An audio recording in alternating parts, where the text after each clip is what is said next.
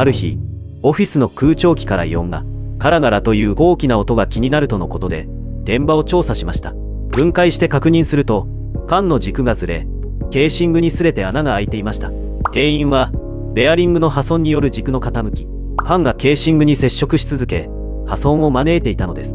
今回は部品交換にて修理対応、異音の原因を突き止め、スムーズに修理完了です。設備の異常は放っておくと被害が拡大する可能性も。いつもと違う音はすぐに相談が吉。